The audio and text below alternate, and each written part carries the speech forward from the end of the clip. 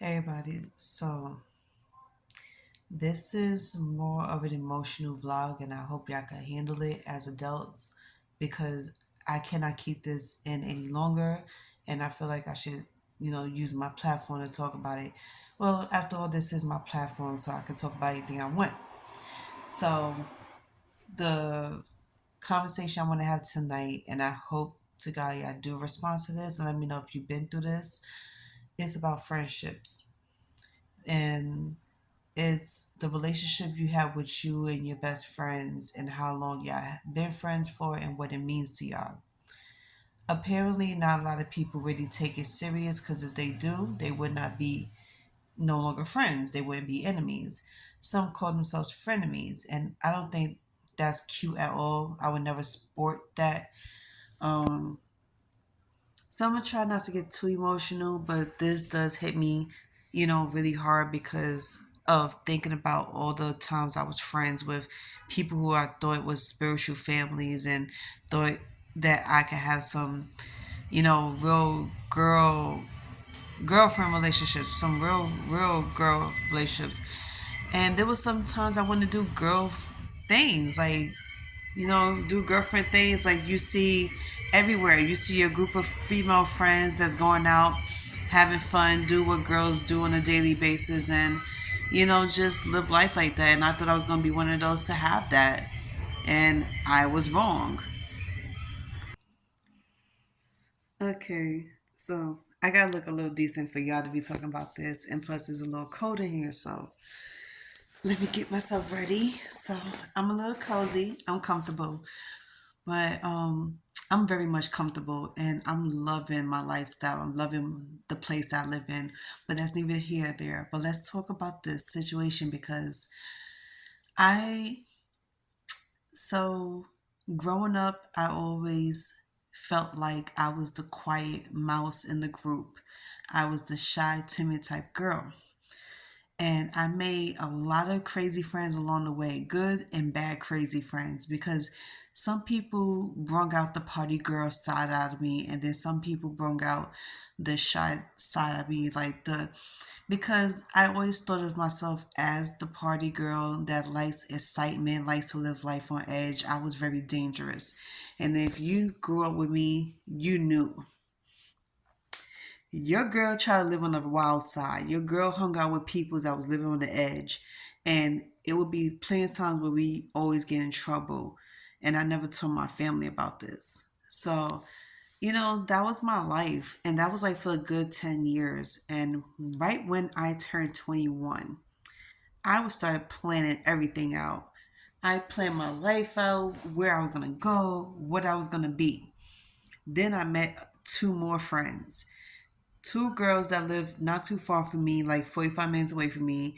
Them two, I say, was the wildest, the partiest, like the biggest party peoples I ever seen in my life. Did I ever plan on staying friends with them for a long time? No.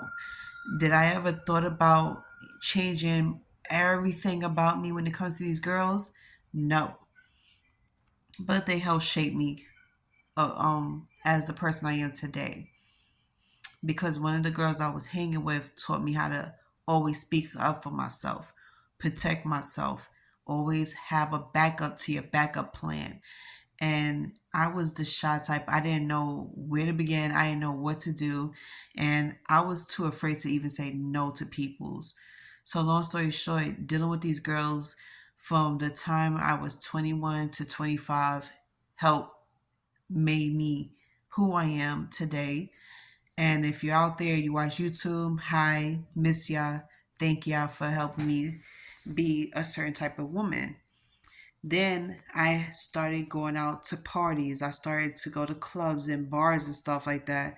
And it wasn't until I met another group of friends who was gay or male in the village that I was like, now this is really going to be crazy, because I met two set of friends and they all was like the craziest, wildest peoples ever, but they was more loving. They was so sensitive and loving, and they was well put together.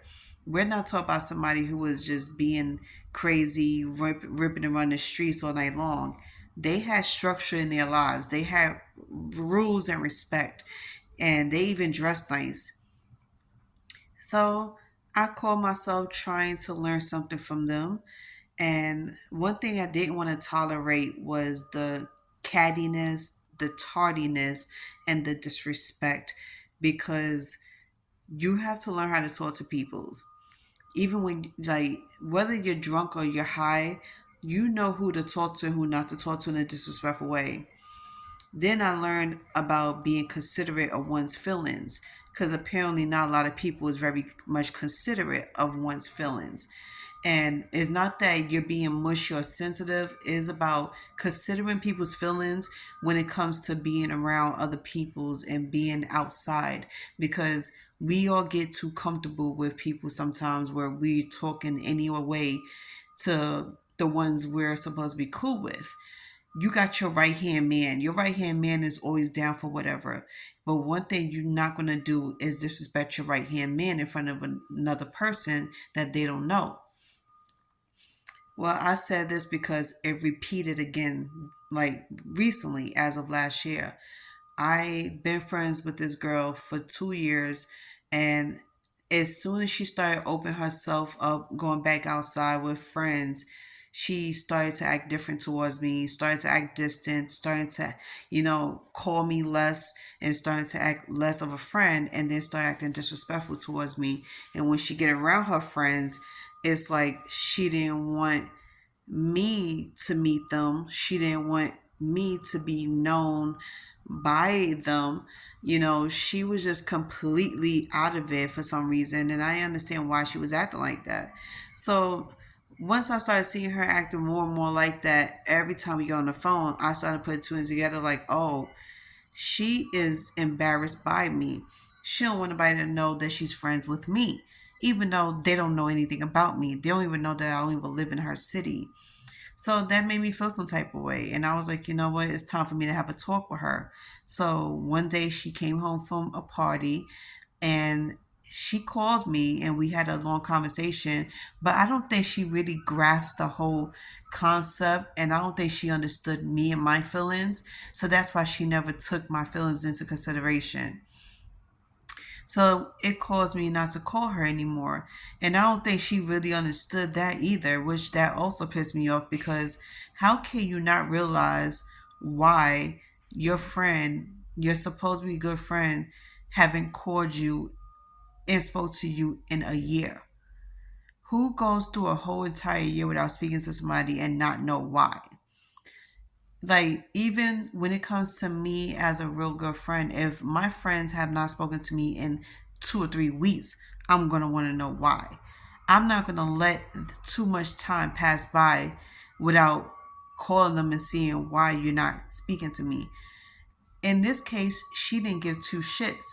So my question to y'all is, should I still be friends with this person even though she let a whole year pass by and not check up on me, not call me to see if everything's okay? Did she miss out on something or what? Like, and I brought up a conversation with her last month about if, like, we should clear the air. Like, if I did or say anything to you to make you feel uncomfortable or make you feel disrespected or something that you don't like that turns you off, would you let me know? She said yeah. So I asked her, is it something about me that you don't like that turns you off, whatever, or something that rubs you the wrong way? She said no, everything is fine. Then I was like, when it comes to conversations, am I talking too much, or am I annoying you by talking too much of the same type of thing? Because there was times where I caught myself talking about the same situations over and over and over, but she didn't mind, and she kept saying she still don't mind to this day. And then it's the matter of liking my accent, because I'm from New York and she's from another city. So she loves my accent, and she always laugh about me saying certain words that sounds funny because of my accent. So we laugh about it. But I wanted to let her know that I appreciate her as a friend and appreciate her friendship. But one thing I don't like that bothers me, because I told her that there's some things about her that bothers me, and it's like it flew over her head. It's like she didn't even respond to it. It didn't even bother her. So that lets me know that she really don't give a shit, or she's gonna pretend like she don't give a shit, like she pretend like she don't hear anything that I'm saying to her, because there was a lot of things that I said to her that should have been addressed, and it wasn't addressed at all. So that kind of bothered me, and it kind of made me think like, okay, maybe she's not the typical friend that I'm supposed to be friends with, because she's the type of friends that she would do whatever she wants and say whatever she wants to you. And when it comes to your feelings, whatever, if when it comes to you feeling some type of way and you're upset about something, it's like it will fly over her head. It won't bother her for a least bit of it. And that, I think that could really bother a person. The whole nonchalant, not giving a damn attitude about another human being and their feelings, that does bother me a lot. So my thing is, I wanted to fall back and leave her alone, because it kind of gave me, the feeling of the past relationships and friendships I had with my friends growing up. And I feel like the worst part of my friendship with these girls was between the ages of 18 and 22. I didn't hang with the right crowd. I wasn't hanging with the typical crowd that my grandmother would go for.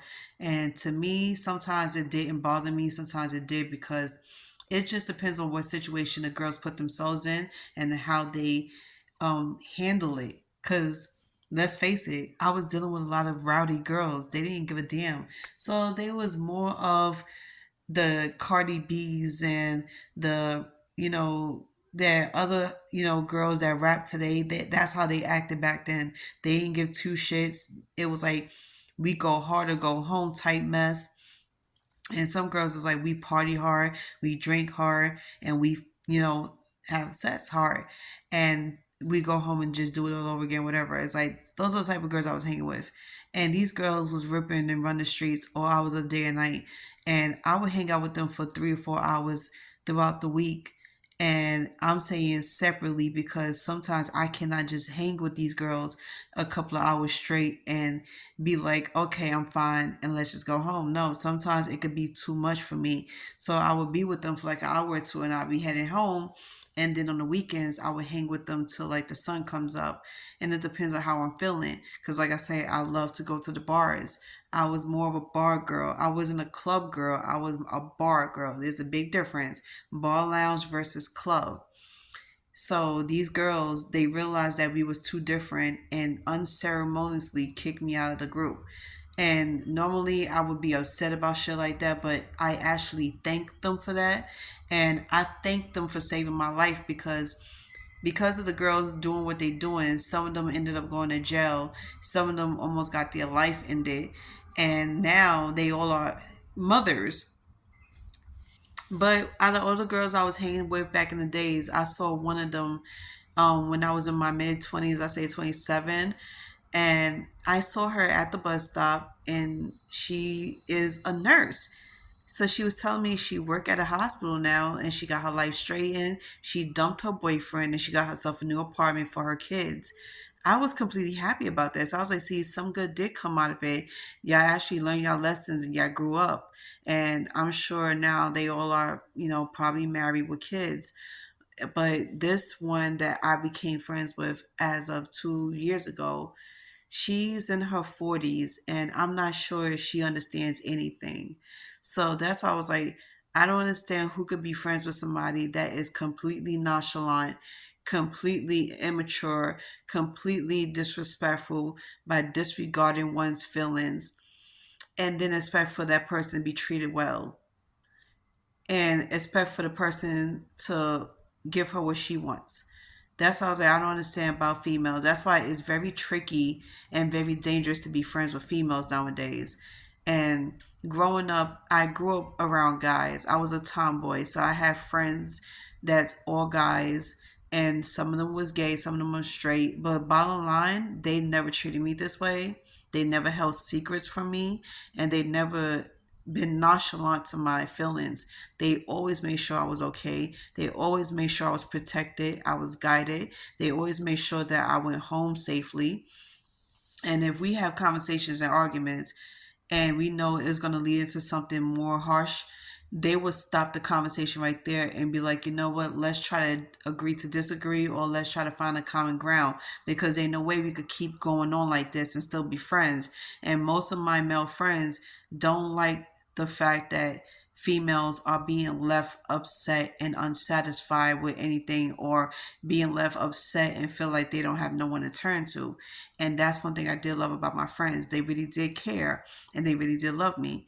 And we supported each other throughout the years with everything we do in our lives. So I was like, times like this, I wish I still had them in my life. Sadly, some of them passed away and others moved away from New York, and they end up getting married and having kids as well. So that's why I say sometimes I be like feeling like they don't make them like they used to anymore. And I say this all the time when it comes to dating. I can say this about friendships. They don't make them like they used to anymore. If you do have friends that is as cool as ride or die as I once had, keep them. Don't lose them. And whatever arguments and disagreements you have, please work it out, because it's not worth losing it and then having to start all over looking for more again and again. And sometimes it doesn't feel good having to keep putting yourself out there and retelling everything about you for people to learn how to trust you and love you. So for now, I'm good on making more friends because, like I say, I have a hard time trusting people's, and two, it's just a little shaky for me. So that's why I stay by myself, and I'm okay with that. But yeah, y'all let me know how y'all feel about friendships, and what's going on with y'all's. And I don't know, if y'all feel comfortable enough to talk about it in the comments. Let me know, and I'll see y'all tomorrow.